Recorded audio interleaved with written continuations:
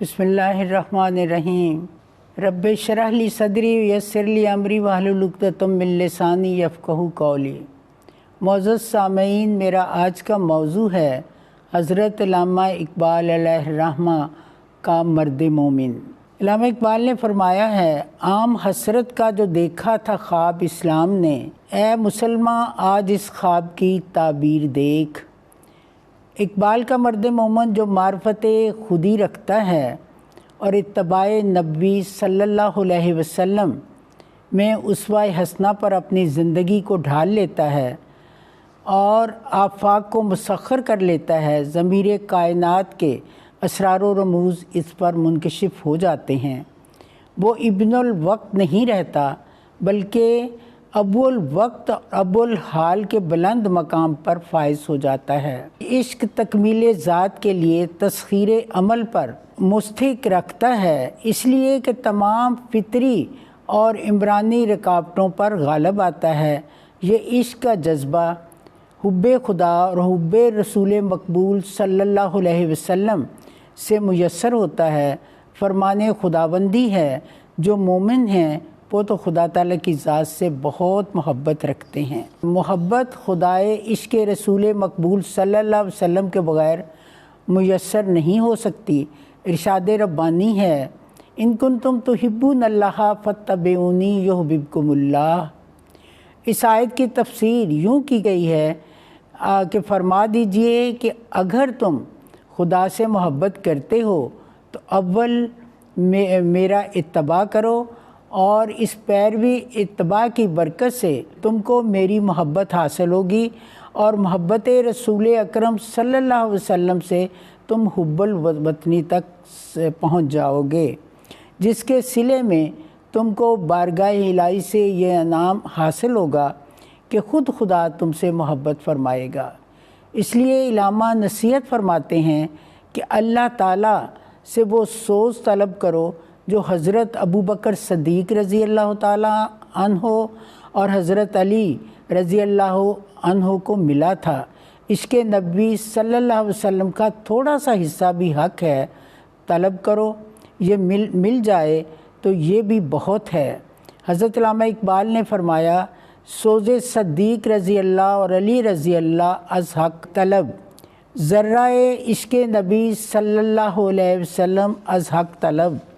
مرد مومن خدا کی صفات و غفار و قہاری کا حامل ہوتا ہے، اس لیے باوجود غلبہ سلطانی، قوت و شوکت اور جاہ و جلال کے معمولات زندگی کی آمادگی میں اور یگانہ و بیگانہ ہے۔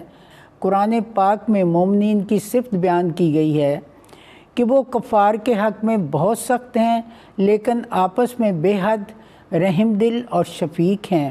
مومن کی یہ صفت جو ہے وہ اتباع رسول مقبول صلی اللہ علیہ وسلم کے صدقے میں حاصل ہوتی ہے۔ آپ صلی اللہ علیہ وسلم رؤوف الرحیم اور رحمت العالمین ہیں، نیز خدا تعالیٰ کی صفت غفاری کے پرتوں سے مومن میں یہ صفت پیدا ہوتی ہے۔ دراصل مرد مومن کے سامنے ایک ہی مثالی پیکر آئیڈیل ہوتا ہے، اور وہ محمد رسول صلی اللہ علیہ وسلم ہیں کہ جن کی ذات و صفات جو مرد مومن کے بلند تر مرتبے پر فائز ہیں، ان کا پاکیزہ کردار، مکارم اخلاق اور اسوہ حسنہ مسلمانوں کی عملی زندگی کے لیے واحد نمونے کا درجہ رکھتی ہے۔